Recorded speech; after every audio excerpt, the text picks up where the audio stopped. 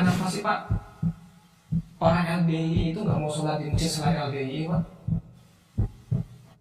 Kenapa orang yang keluar dari LDI disebut murtad? Atau anak muda di luar LDI mau ngaji mulai nggak Pak?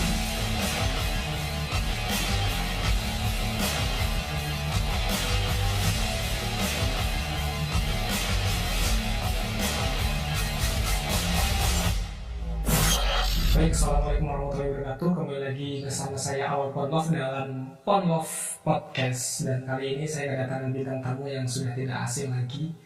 Beliau masuk dalam daftar pemenang nominasi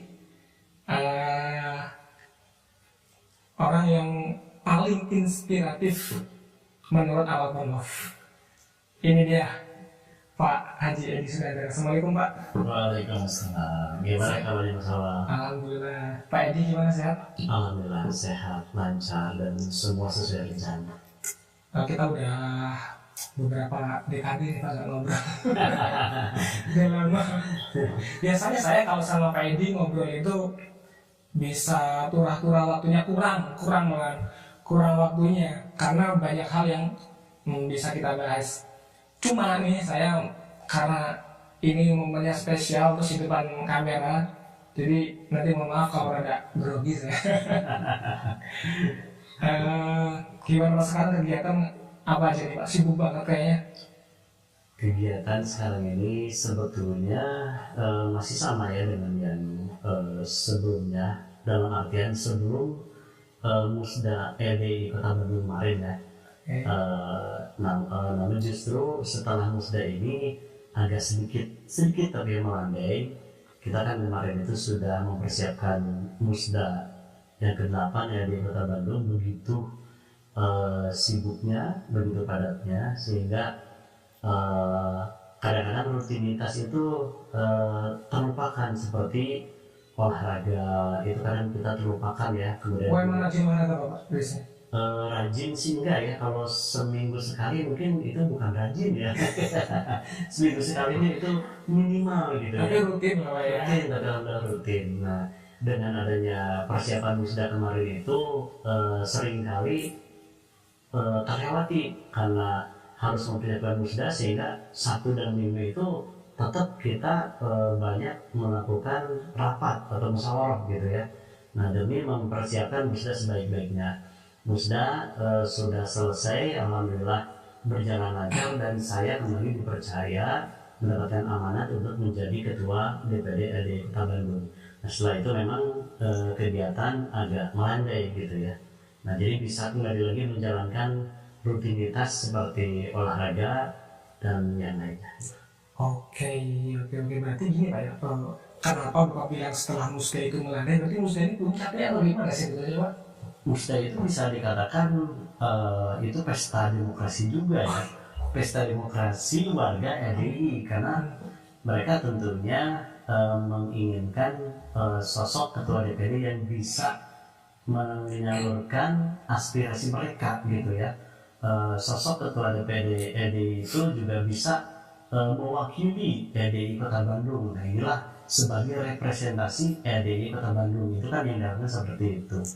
Nah, memang dalam hal ini dari 26 PC saya mendapatkan dukungan sekitar dari 18 PC itu memenangkan saya gitu kan.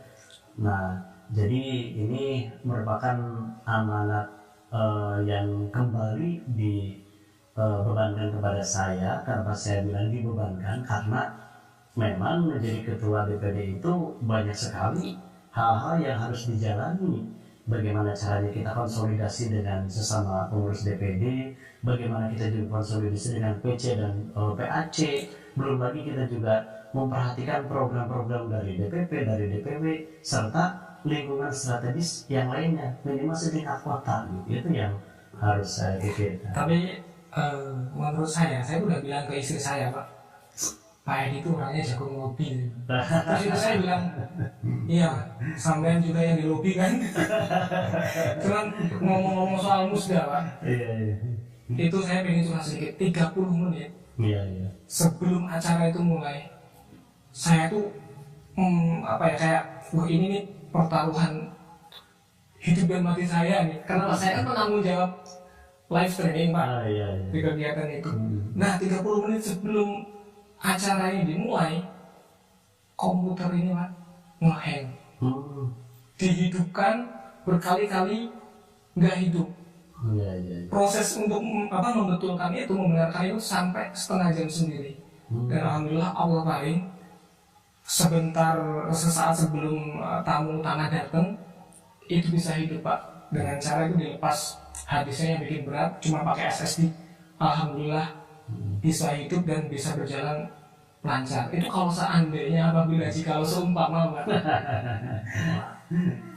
Seandainya pada saat itu mati, pertama itu menghancurkan acara musda. Karena kita sudah menyewa Videotron. Iya. Terus live streaming itu kita udah bayar dan segala macam.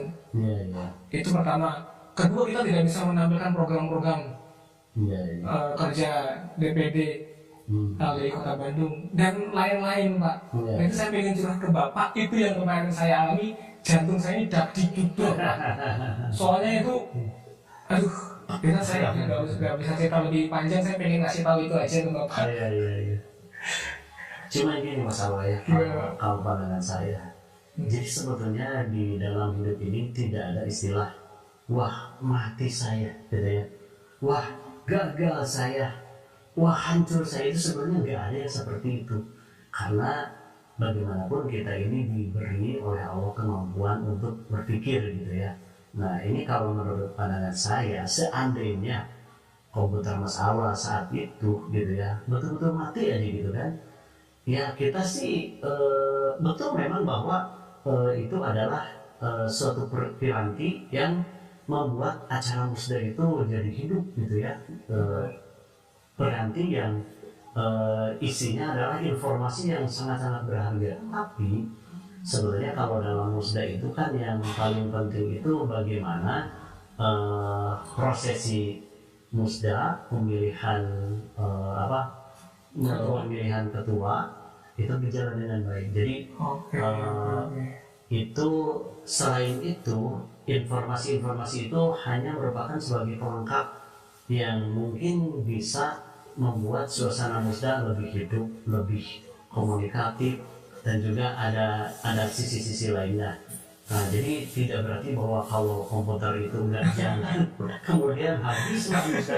Saya rasa sih tidak gitu ya. Karena kita bisa ada cara lain. Karena yang setahu saya itu dari rekan sekretaris DPD juga, dia bawa laptop yang di dalamnya ada informasi tentang kegiatan-kegiatan LDI itu masih bisa ditayangkan, gitu kan ya. Cuman kalau cuma laptop doang nggak bisa Pak masuk ke Videotron. Cuman saya mengambil kesimpulan cara pandang Bapak, cara pikir Bapak itu bijaksana sekali, dan saya sebagai seseorang yang bertanggung jawab di live streaming, saya hanya fokus di satu hal itu saja. Sedangkan Bapak itu kan fokusnya nggak cuma satu hal, banyak hal. Tapi alhamdulillah Pak, mungkin pertolongan Allah, karena saya seperti malam itu saya berdoa Pak sebelum acara itu. Kan saya pulang dulu habis beres-beres, seperti kemarin saya doa, saya minta kelancaran untuk acara musda. Saya berangkat, alhamdulillah diberi lancar walaupun duduk. Oke Pak, sekarang saya ingin bertanya soal generasi bangsa Indonesia nih Pak. Iya. Bapak kan sebagai tokoh agama tentu memiliki banyak insight yang bisa diberikan kepada kami, para generasi. Iya. Sekarang ini pergaulan udah cukup mengerikan Pak. Iya. Oke lah, kita nggak usah jauh-jauh ngomongin generasi di luar sana. Yeah. Kita ngomongin soal generasi kita sendiri gitu. Generasi bangsa Indonesia sendiri itu masih ada Pak yang berani pacaran. Yeah. Yang saya kaget, saya melihat dengan mata kepala saya sendiri, itu berani karaokean Pak. Bahkan yang pacaran terang-terangan itu sudah banyak ya. Gitu. Nah ini Pak, ini sebenarnya apa sih yang melatar belakangi itu semua kok bisa terjadi, dan bagaimana cara untuk agar itu tidak terjadi kepada generasi kita, minimal ke anak kita gitu Pak. Nah sebenarnya fenomena itu ini sudah menjadi suatu keniscayaan ya, suatu keniscayaan yang namanya kita sekarang ini kan ada di akhir zaman, penghujung zaman gitu ya. Dalam suatu hadis Rasulullah SAW bersabda bahwa la yati alaikum amun illa walladhi ba'dahu syarrun minhu. Nah itu sebagai penjelasan kenapa sekarang terjadi fenomena generasi muda itu lebih berani untuk melakukan pelanggaran gitu ya, karena memang di zaman akhir seperti kita ini memang keadaan akan semakin rusak ini rusak secara akhlak budi pekerti ya. Jadi kita jangan hanya melihat bahwa kemajuan teknologi berarti zaman ini sekarang makin maju, makin baik. Tidak, sebetulnya kalau hanya melihat dari sisi teknologi ya mungkin ya makin canggih, tapi justru dengan kecanggihan itu dampaknya itu mendegradasi moral. Anak-anak kita itu semakin berani melakukan pelanggaran-pelanggaran, terutama pelanggaran antara laki-laki dan perempuan gitu ya, belum lagi pelanggaran yang lain. Nah jadi penjelasannya kenapa seperti itu kan memang itu sudah menjadi dalil bahwa zaman ini sudah semakin rusak, pelanggaran tentunya akan semakin jelas. Jadi kalau zaman saya dulu waktu sekolah ya tahun 90, antara laki-laki dan perempuan itu melakukan pelanggaran itu masih malu-malu. Jadi pelanggaran yang menurut kami saat itu bisa dibilang fatal ya, itu hanya dengan bertelepon seorang laki-laki dengan perempuan, bertelepon ya mungkin nggak mesra-mesra banget ya kalau zaman dulu itu kan, hanya mungkin bilang I love you lewat telepon itu sudah menjadi pelanggaran yang serius waktu itu, pelanggaran yang serius. Nah terus kemudian makin rusak, apalagi dengan adanya gadget, adanya handphone, kemudian kemajuan teknologi internet, itu orang itu makin mudah mengakses seseorang gitu ya, yang dia inginkan. Nah tambah lagi sekarang ini dengan banyaknya media sosial, dengan makin banyaknya jenis media sosial yang bisa diakses, itu makin memperparah lagi. Adanya Instagram gitu kan, adanya WhatsApp dan lain-lain lah, itu membuat orang melanggar itu tidak harus dia keluar rumah dengan dia berjalan atau pakai kendaraan, dia sendiri capek, nggak harus seperti itu. Sekarang ini tinggal menggerakkan jarinya sudah bisa orang berbuat pelanggaran. Nah itu makanya yang dikatakan zaman lebih rusak itu dengan effort yang kecil orang bisa melanggar jauh lebih besar gitu. Nah, betul Pak. Ini yang lebih ekstrim lagi ya. Ini fakta yang saya melihat. Jadi ada generasi kita, generasi bangsa Indonesia ini Pak, yang dia itu secara logika nggak mungkin dia melakukan itu karena kesehariannya mengaji, memakai jilbab dan lain segala macam. Ternyata pada faktanya dia itu di satu media sosial, saya nggak sebut secara spesifik, dia itu berani upload foto, mohon maaf, hanya memakai bikini. Itu yang pertama. Yang kedua perempuan mas. Kalau lagi pakai bikini mah kan yang menarik ya. Yang menarik. Itu yang pertama itu. Yang kedua, ya ini nggak tahu ini gimmick atau enggak ya. Cuma ketika dia sudah berani memposting dalam story mengatakan bahwa saya sudah ngamar bareng dengan seseorang di suatu hotel. Itu kan suatu kemerosotan yang secara saya lihat kasat mata ya jelas itu salah gitu kan. Faktanya seperti itu. Jadi mengerikan. Nah, tadi Pak pertanyaannya yang kedua Pak, Bapak tadi sudah menjelaskan apa-apa saja yang menjadi faktor kan, salah satunya media sosial dan segala macam. Coba Pak, bisa nggak dikatakan lebih spesifik lagi yang bisa membuat generasi bangsa ini terpeleset ke situ, kemudian ada nggak sih Pak kiat-kiat agar generasi kita ini jauh dari perbuatan seperti itu? Oke. Nah ini tambahan lagi dari saya ya, kenapa sekarang ini kok pelanggaran makin marak dan makin berani. Karena begini, kalau zaman dulu pada saat tidak ada media sosial, orang itu cara melanggarnya apa? Pacaran berdua gitu ya, nyepi gitu kan. Nyepi itu kan kelihatan ya. Kelihatan, oh si A dan si B ini berduaan itu nyepi. Kemudian ada laki perempuan, jelas ini bukan mahram ya. Betul. Bergandengan tangan itu juga kelihatan kan gitu ya. Nah, atau misalkan orang boncengan, kelihatan kan. Nah sekarang ini dengan adanya media sosial, orang misalkan ada yang chat mesra, ada yang dia telepon mesra, bahkan tadi ada yang disebutkan bahwa dia hanya memakai bikini show up gitu kan. Betul. Nah itu kan yang dia lakukan itu tidak secara langsung orang lihat, orang tidak secara langsung lihat. Jadi itulah yang membuat mereka ada sisi di mana mereka merasa aman untuk melakukan pelanggaran. Jadi mereka merasa aman, gak apa-apa lah saya gini kan belum tentu juga orang lihat gitu ya. Padahal dia tujuannya itu juga walaupun tujuannya dia ingin show up gitu kan, tapi tidak secara langsung orang itu melihat dan menghakimi dia gitu kan, karena dia di medsos kan. Nah itu salah satu hal juga yang membuat kenapa para generasi muda kita ini kok lebih berani ya melakukan pelanggaran. Nah kemudian kiatnya atau bagaimana mengantisipasinya ini sesuai dengan yang kita pelajari bersama mengenai karakter luhur atau 29 karakter luhur ya. Nah yang pertama itu untuk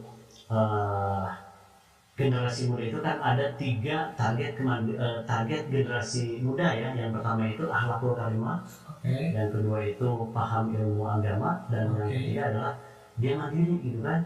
Nah ini sebetulnya yang pertama itu akhlakul karimah. Jadi akhlakul karimah itu bahkan diajarkan sejak seseorang itu lahir, sudah diajarkan itu akhlakul karimah ya. Nah bagaimana caranya dia makan dengan tangan kanan dan lain-lain ya, sesuai dengan usianya. Kemudian paham agama, jadi di mana dia bisa berkomunikasi, mulailah di situ diajarkan kepahaman agama gitu kan ya. Bagaimana cara dia menyebut nama Allah, bagaimana cara dia mengucapkan kalimat-kalimat thayyibah seperti kalau kaget innalillahi, kalau takjub Masya Allah, kalau dia bersalah astagfirullah dan lain-lain lah ya. Itu diajarkan sejak kecil. Kemudian kemandirian.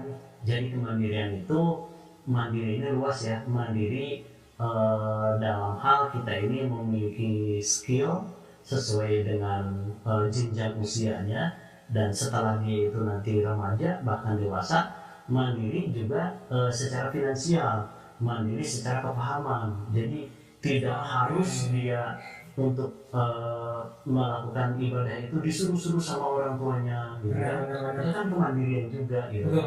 Nah terus dia juga sudah usia remaja bahkan dewasa, dia tidak selamanya menggantungkan diri kepada orang tuanya misalkan. Itu juga kemandirian gitu kan.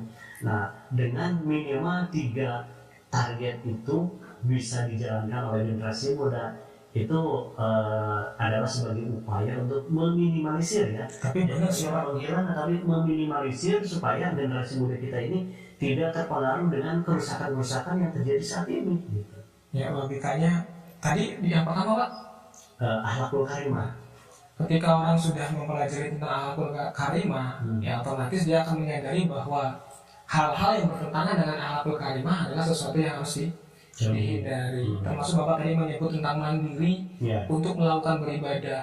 Artinya ketika itu sudah tumbuh dari dalam hati dia sendiri bahwa kewajiban itu seperti ini, hal-hal yang harus dijauhi itu seperti ini, maka dengan sendirinya dia akan melakukan sesuatu itu dengan semestinya ya Pak. Betul, dengan kesadaran sendiri. Jadi karena oleh orang tuanya sudah diajarkan kemandirian, di antaranya kemandirian dalam beribadah. Jadi nggak usah disuruh terdengar adzan dia langsung sadar, oh saya harus sholat, dia wudhu, apakah dia ke masjid atau sholat di rumah, seperti itu.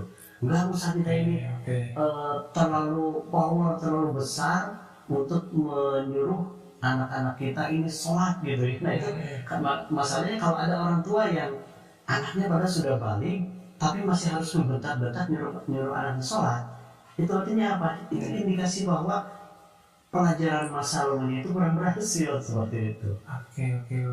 Tapi ada nggak sih Pak yang berkaitan tentang hal ini di program LDI Kota Bandung nih Pak, untuk meningkatkan insight tentang keagamaan untuk generasi kita Pak? Banyak ya.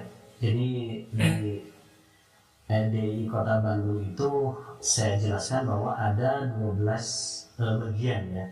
Jadi 12 bagian. Kepengurusan itu kan kepengurusan DPD LDI Kota Bandung, ada pengurus harian ya, terdiri dari ketua, sekretaris, bendahara dan seterusnya gitu ya. Nah kemudian di bawah itu ada 12 bagian, mulai dari bagian pendidikan keagamaan dan dakwah atau PKD. Nah disitulah banyak membuat program untuk meningkatkan kepahaman generasi muda. Kepahaman di sini tentunya dari segi akhlakul karimah, dari segi keilmuannya gitu ya.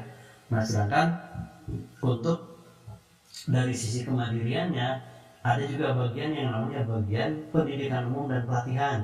Di situ mengajarkan hal-hal yang bermanfaat untuk kemandirian generasi muda. Itu telah kami lakukan, diantaranya bagaimana membuat instalasi listrik tenaga surya, bagaimana kita membuat kebun hidroponik sendiri gitu ya. Bukan kebun, bercocok tanam dengan media hidroponik gitu kan ya. Nah kemudian bagaimana kita mengolah sampah menjadi berkah, bernilai, dan nantinya jadi ibadah. Itu bagian-bagian itu semuanya itu nanti akan bermuara pada suatu tujuan yang sama. Jadi tujuannya itu tentunya untuk kemandirian generasi muda, untuk supaya warga LDI minimal sekota Bandung ini semua jadi masyarakat atau warga yang baik gitu ya. Luar biasa teman-teman. Jadi program ini benar-benar memberikan insight yang banyak buat anak muda. Nah ini anak-anak muda nih jangan pada males Pak ya. Silakan bergabung Pak, kalau ada orang atau anak muda di luar LDI mau ngaji mulai nggak Pak? Sangat boleh, sangat boleh. Jadi LDI ini ormas yang terbuka untuk semua lapisan masyarakat.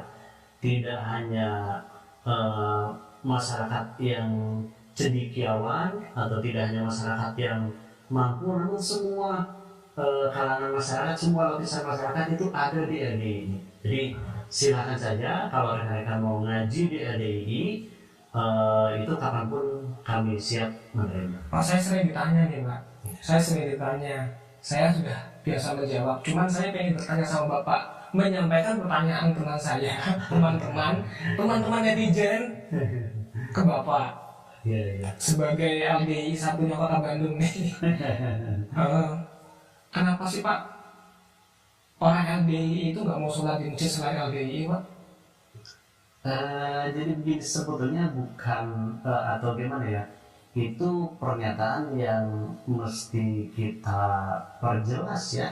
Jadi kalau kita bilang sholat di luar masjid LDI, saya ini dalam seminggu bisa beberapa kali loh saya keluar kota, saya sholatnya itu di rest area, di masjid rest area jalan tol.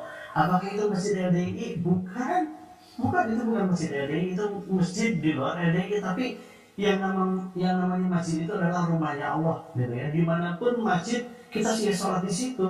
Jadi kalau ada pertanyaan kenapa orang LDI nggak mau sholat di luar LDI, kayaknya itu harus kita luruskan lagi. Nggak ada orang LDI yang tidak mau sholat di luar masjid LDI, karena sebagaimana dalam hadis Tirmizi dijelaskan bahwa kulul ardi musholin, bahwa setiap tempat itu adalah tempat sholat, apalagi ini masjid yang dibangun oleh sesama muslim, kecuali toilet dan kuburan itu yang nggak boleh kita jadikan tempat sholat. Di luar dari dua tempat itu itu adalah tempat sholat, silahkan sholat, apalagi di masjid, itu adalah rumahnya Allah, akan lebih berkah bagi dirinya sendiri, bagi orang yang juga mengeluarkan sholat jariah untuk membangun masjid itu. Oke, ini udah terbantahkan ya. Nanti ini titipan pertanyaanmu tak upload di TikTok. Kamu lihat.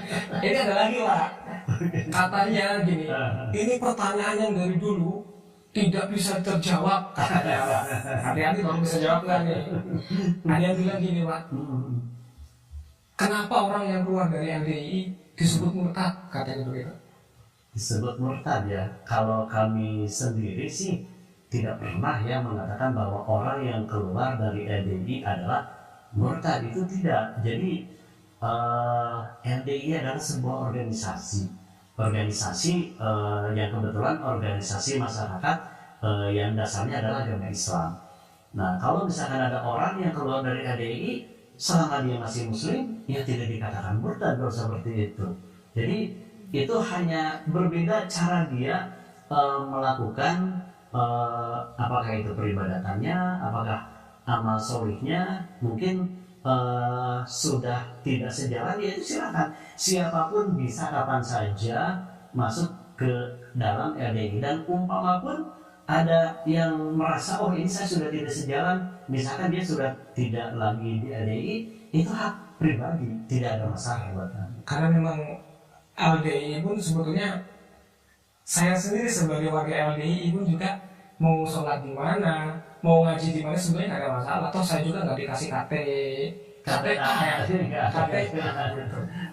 Nah itu tadi 2 poin yang pengen saya obrolin sama Bapak, dan ini ada satu lagi. Jadi tadi saya kan bilang bahwa Bapak itu adalah orang pemenang nominasi sebagai orang inspiratif yang menginspirasi saya lah, menginspirasi kami, keluarga kami gitu kan.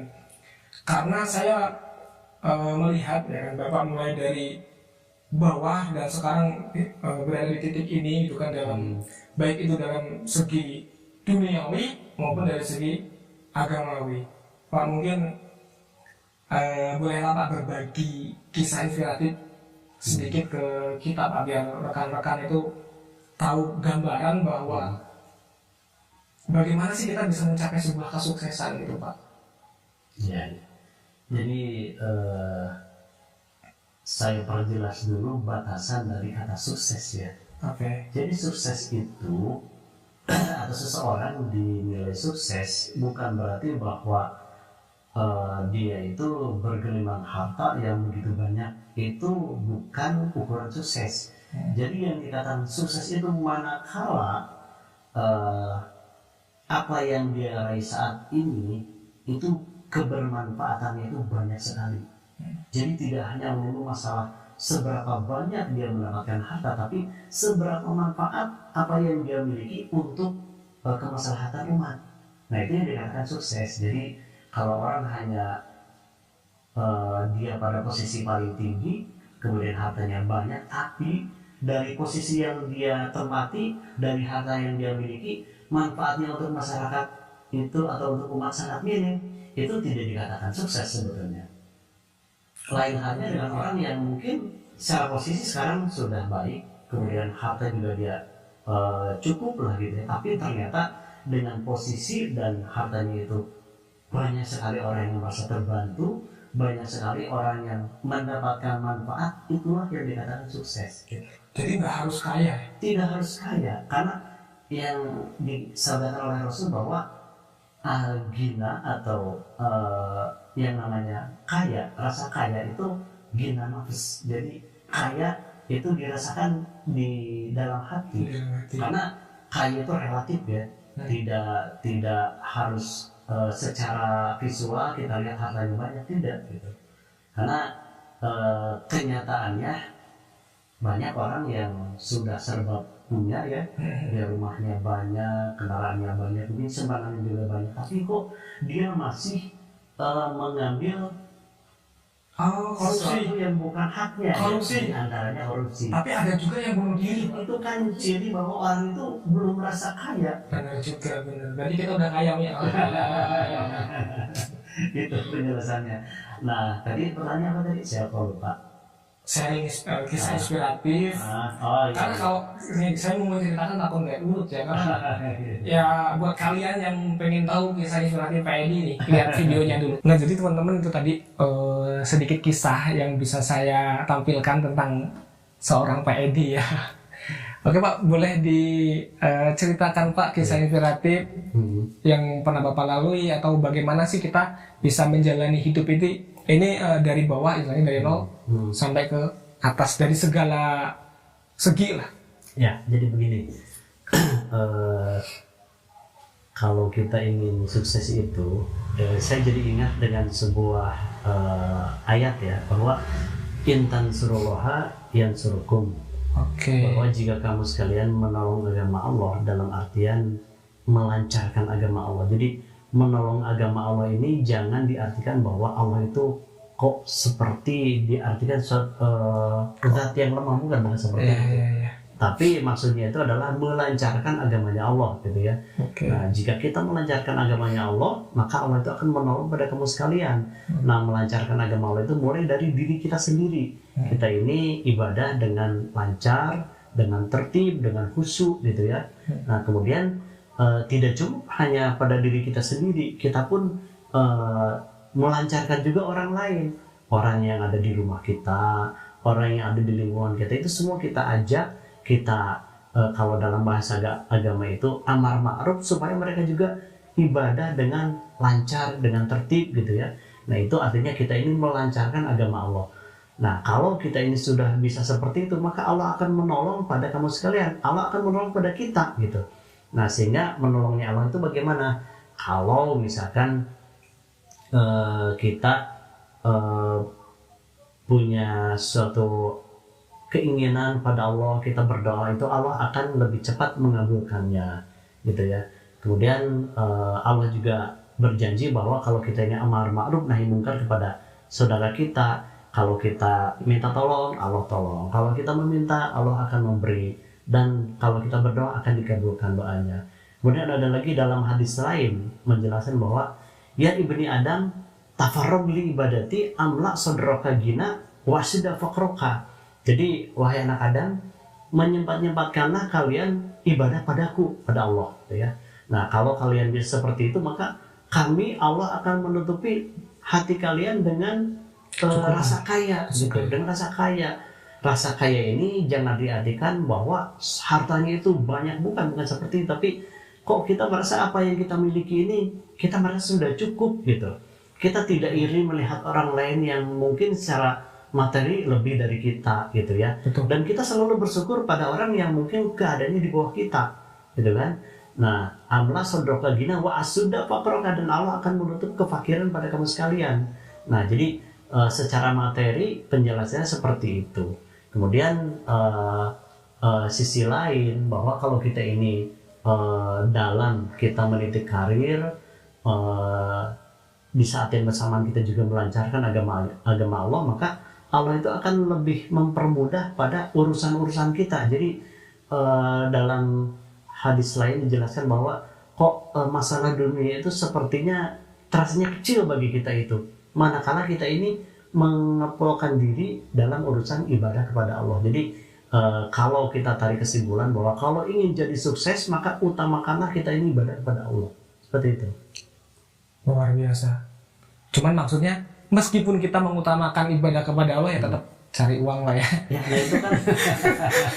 Nah itu terbungkus dalam prinsip LDII, bahwa LDII ini punya prinsip profesional religius. Profesional yang dapat, religiusnya ya jalan gitu. Itu yang harus kita tekankan. Karena ada orang Pak yang berpikiran bahwa namanya membela agama Allah ya sudah, tinggalkan anak istri, terus berjalan kemana, dakwah, menyebarkan agama Islam, begitu Pak. Padahal profesional juga perlu ya. Profesional perlu. Jadi makanya dijelaskan dalam Quran itu, wala takunu kalan ala nas, dan kamu tuh jangan menjadi beban atau gantungan untuk manusia. Kamu tuh jangan bergantung pada orang lain. Kita harus punya prinsip kemandirian itu tadi. Saya jadi ingat ada hadis Nabi yang meskipun dia dengan mencari kayu bakar untuk menghidupi kehidupan dia tetap lakukan itu. Berarti itu termasuk mencontohi bahwa apapun pekerjaan kita selagi itu halal ya kerjakan gitu Pak. Iya, betul. Jadi dulu saja Nabi Daud ya. Nabi Daud itu bukan seorang CEO ya, bukan ya. Nabi Daud itu. Dan Nabi Daud itu bukan sebagai seorang wirausahawan atau kontraktor, bukan. Nabi Daud itu hanya seorang yang mencari kayu bakar, kemudian dia jual untuk dirinya dan keluarganya. Hanya itu saja. Nah, di mata Allah itu yang seperti itu sudah termasuk kemandirian gitu ya. Nah, kita pun harus mencontoh, apalagi dengan zaman sekarang ini keadaan makin berkembang gitu ya. Tentunya kita bisa mencari cara kemandirian yang lain, banyak macamnya ya, supaya dengan kemandirian inilah kita bisa menegakkan agama kita gitu. Oke Pak, sebetulnya ini udah mau masuk sesi terakhir. Cuman saya sebelum masuk ke sesi terakhir itu nanti pesan buat generasi ya, generasi muda. Saya pengen bertanya nih ke Bapak, Pak, apa sih pesan atau salah satu pesan dari Nabi Muhammad yang paling Bapak ingat dan paling Bapak simpan dalam hati Bapak? Kalau pesan sih banyak ya sebenarnya. Soalnya hadisnya tebel ya. Hadisnya tebel. Pesan banyak, tergantung pesannya dalam hal apa. Karena pesan Nabi itu banyak. Cuman kalau dalam hal kita ini berinteraksi dengan orang gitu ya, dan untuk diri kita sendiri, itu Nabi pernah berpesan bahwa yang pertama itu wardo bima qasamallahu laka takun agnanas. Jadi engkau supaya menerima dengan apa yang Allah beri padamu, maka kamu akan menjadi paling kayanya orang di antara manusia, gitu kan? Nah, kemudian Nabi berpesan bahwa itakil maharima takun abadanas. Kamu supaya menjauhi keharuman, maka kamu akan menjadi orang yang ahli ibadahnya di antara semua manusia. Kemudian kamu supaya berbuat baik pada tetangga, kamu jadi seorang muslim yang baik. Dan sebetulnya banyaknya pesannya, cuman diantaranya seperti itu. Itu adalah pesan untuk diri kita sendiri dan kaitannya dengan kemasyarakatan. Pesannya seperti itu. Oke, baik Pak. Sekarang masuk ke sesi terakhir Pak. Oke. Tolong berikan pesan khusus buat generasi muda kita Pak. Baik. Buat adik-adik generasi muda yang tentunya sangat saya banggakan, yang sangat saya harapkan untuk melanjutkan perjuangan agama ini, dan tentunya rekan-rekan pemuda-pemudi adalah yang saya harapkan juga untuk melanjutkan keberlangsungan bangsa ini dengan cara yang sangat-sangat baik gitu ya. Nah, ini ada sebuah pesan dari seorang perawi hadis ya, seorang perawi hadis. Pesannya seperti ini, bahwa hancurnya agama itu ada di tangan para pemuda, Nah, kalau pemuda ini ternyata tidak menjalankan estafet kepemimpinan dengan baik, kalau pemuda ini tidak dia memaham-mahamkan diri dalam agama dengan sebaik-baiknya, maka agama Islam ini tidak akan lama akan hancur gitu ya, akan hancur. Nah, ini yang harus kita jaga. Justru tanah air kita, mungkin juga dunia kita yang sekarang ini kita bumi yang sekarang ini kita huni, itu oleh Allah masih diberikan berkah, oleh Allah masih diberikan keamanan, kita bisa ibadah dengan aman, dengan lancar. Itu karena adanya orang-orang yang menetapi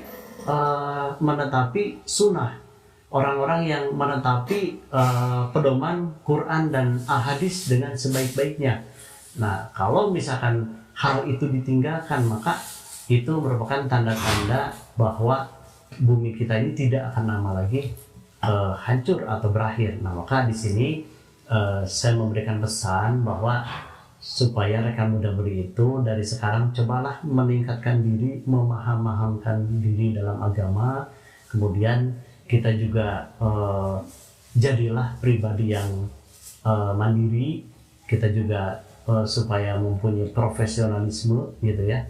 Nah supaya kita ini di dalam urusan agama juga bisa sebaik-baiknya, kemudian dalam urusan dunia juga, urusan karir atau studi itu kita juga bisa raih semaksimal mungkin. Nah jadi rekan-rekan muda-mudi jangan merasa kalau kita ini menjadi remaja masjid itu khawatir atau takut dianggap sebagai pemuda atau pemudi yang kuno, ketinggalan zaman. Jangan punya perasaan seperti itu. Justru kita ini harus punya sudut pandang yang positif bahwa kita ini masih muda, sudah bisa melancarkan diri ibadah. Kita ini masih muda, memakmurkan masjid dan lain-lain gitu ya.